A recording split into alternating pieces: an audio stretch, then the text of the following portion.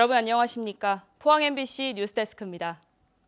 지난해 정부의 타당성 사전평가에서 한 차례 좌절을 맛본 포항 시립박물관 건립 사업이 다시 추진되고 있습니다. 포항시는 두 번의 실패는 없다는 각오로 매머드급 자문단을 구성하고 자료를 다듬어 오는 7월 박물관 건립에 재도전합니다. 이규설 기자입니다.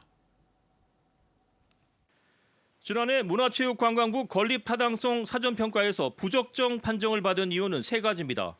첫째, 유물 확보 방안을 구체적으로 명시하지 않았다. 둘째, 유물 편성 예산이 부족하다.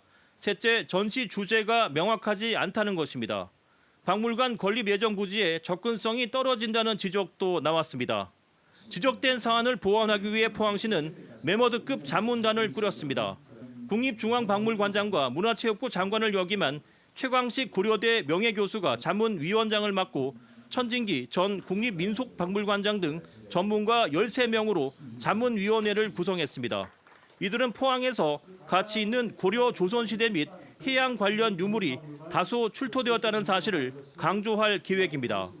해양 인문학이라고 그럴까? 그런 걸 좀 중점적으로 하면 많은 사람들이 바다의 중요성과 포항의 발전상을 더 많이 인식하는 계기가 되리라고 생각합니다.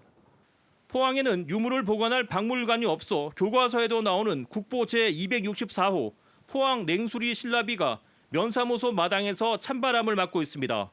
포항 금광리에서 발견된 국내 최대 나무 화석 등 포항에서 발견된 유물 수만 점은 다른 지역에 뿔뿔이 흩어져 보관 중입니다. 출토된 문화재를 한 곳에 모아 체계적으로 관리하려면 박물관이 있어야 합니다. 박물관은 기본적으로 하나의 문화시설이기에 이전에 저는 도시의 품격이라고 봅니다. 그러니까 인구 50만 되는 우리 과학 첨단 산업 도시에서 박물관은 늦은 감이 있지만 도시 기본적인 어떤 정체성이라든지 우리 시민들의 어떤 문화적 향수를 위해서 꼭 필요한 그런 시설이라고 보고 있습니다. 포항시는 박물관 건립의 필요성을 강조하기 위해 포항에서 출토돼 서울과 대전, 경주 등 다른 지역 수장고에 보관돼 있는 유물에 대한 전수조사와 함께 범시민 유물 기증 운동을 펼쳐나갈 계획입니다. MBC 뉴스 이규설입니다. 포항과 경주, 영덕, 울진군 평지에 또다시 건조주의보가 내려졌습니다. 특히 내일 새벽부터 순간 풍속 초속 20m, 산지에는 25m의 매우 강한 바람이 불면서 대형 산불 발생 가능성이 커 불씨 관리에 주의가 필요합니다. 내일은 대체로 흐리다가 오후부터 5mm 안팎의 비와 함께 북서쪽에서 찬 공기가 유입돼 개화기 농작물의 냉해도 우려됩니다. 포항해경과 울진해경이 연안해역 위험예보제 주의보 단계를 발령했습니다. 해경은 동해해상에 초속 9에서 16m의 강한 바람과 높은 물결과 비가 예상됨에 따라 위험 2단계인 주의보를 오는 16일까지 발령했습니다.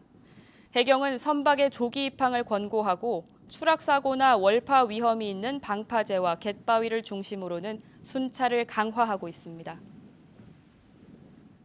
최근 물가 상승으로 건축비가 크게 오르면서 아파트 건설 현장 곳곳에서 문제가 발생하고 있습니다. 특히 조합 아파트의 경우 공사비 인상을 요구하는 시공사와 이를 받아들일 수 없다는 조합원 사이의 갈등으로 공사가 중단되는 경우도 있는데요. 정부와 지자체의 개입이 필요하다는 지적이 나옵니다. 박성아 기자입니다. 포항시 흥해읍의 한 아파트 공사 현장. 건물은 지어졌지만 외벽 도색과 조경 등이 마무리되지 않은 채 공사가 멈춰서 있습니다. 오는 8월 950여 세대가 입주할 예정이었지만 한 달여 전 시공사 측이 갑작스레 공사를 중단했기 때문입니다. 새 집에 들어갈 준비를 하고 있던 조합원들은 날벼락을 맞았습니다. 8월 달에 지금 저 아파트 만기거든요. 아파트 시공을 안 하니까 내가 마음을 얼마나 졸이고 자식들한테 남편한테 원망 들어가면서 학교에도 이미 이제 뭐 전학갈 이런 다 조사하고 했었거든요. 근데 이제 그것도 지금은 이제 뭐 올해 갈지 뭐 내년에 갈지 사실 알 수가 없으니까 그게 제일 답답해요. 공사 중단의 이유는 추가 공사 비용입니다. 원자재 값과 인건비 상승 등으로 건축비가 크게 오르자 시공사 측이 150억 원의 공사비를 추가로 요구한 겁니다. 조합원 한 명당 3천만 원가량을 부담해야 하는 셈인데 조합 측은 금액이 너무 과하다는 입장입니다. 조합과 시공사가 합의점을 찾지 못하면서 조합원들이 집회까지 나서는 등 갈등은 깊어지고 있습니다. 합당하면은 그게 투명하면은 내겠다는데 자기들이 어떤 계산을 했는지 모르지만 저희 조합원들이 받아들일 수 있는 금액을 제시하는 거예요.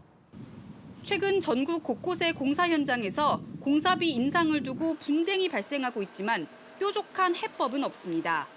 국토부와 지자체가 중재에 나설 수는 있지만 강제할 권한은 없기 때문입니다. 전문가들은 지자체 등의 개입이 가능하도록 법 개정이 필요하다고 지적합니다. 재건축 재개발은 좀 공익적 성격이 있기 때문에 그 허가권자가 가능하면 개입할 수 있는 법적 정비를 좀 하는 게 어떨까 하는. 현행법에 마련된 공사비 검증 요청 제도 역시 불이행 시 처벌 규정이 없어 공사비 분쟁을 줄이기 위한 제도 개선이 필요하다는 지적입니다. MBC 뉴스 박성아입니다. 경주시가 오는 2026년까지 787억 원을 들여서 황성공원에 첨단 복합 문화도서관과 시립미술관을 함께 건립하기로 했습니다. 첨단 복합도서관 건립은 한수원 자사고 대안으로 추진된 사업으로 기존 자료실과 무인 자동화 시스템, 메타버스 콘텐츠 등이 들어섭니다. 또 첨단 복합도서관 부지 내에는 전시실과 수장고, 체험 공간 등을 갖춘 시립미술관 건립도 추진합니다. 2년 반 동안 중단됐던 포항 수성사격장 사격훈련이 오늘부터 재개됩니다. 해병대 1사단은 오는 28일까지 수성사격장에서 박격포와 전차, 포병 훈련을 실시하고 전차 이동 시 교통 불편을 최소화하기 위해서 안전통제반을 운용한다고 밝혔습니다. 한편 사격훈련 재개에 반발해온 수성사격장 인근 주민과 장기면 개발자문위원회는 해병대 측이 다음 훈련까지 민관군 협의체를 구성하고 개발자문위와 문제를 논의하겠다는 뜻을 밝힘에 따라 이번 훈련을 막지 않기로 했습니다. 본격적인 영농철을 앞두고 농촌 지자체마다 외국인 계절 노동자가 부족한 일손을 더하기 시작했습니다. 일손 부족에 허덕이는 농가에 숨통을 틔워줄 걸로 기대가 되는데요. 경상북도는 올해 외국인 노동자 5천여 명을 포함해 모두 76만 명의 인력을 농촌에 공급하겠다는 계획입니다. 김경철 기자입니다. 농민이 겨우내 쉬었던 밭을 갈고 그 자리에 노란 단호박씨를 심습니다. 본격적인 농번기가 찾아왔지만 일할 사람이 부족한 게 늘 걱정입니다. 하지만 안동시가 올해 처음으로 라오스 계절 노동자 73명을 농가에 투입하면서 한결 숨통이 트였습니다. 일손과의가 좀 많이 도움이 많이 될 것 같습니다. 우리나라 최저 시급인 시간당 9,620원을 지급함으로써 농가의 인건비 부담도 많이 줄어들 것 같습니다. ฉันจะทำงานที่เกาหลีก็กลับบ้านไปทำไร่ทำนาอยู่ที่บ้านครับอยู่กับครอบครัวพ่อแม่ลูกตายายครับ 고령화와 인건비 상승으로 갈수록 일할 사람이 부족해지자 경상북도는 농촌 일손 지원을 대폭 확대하기로 했습니다.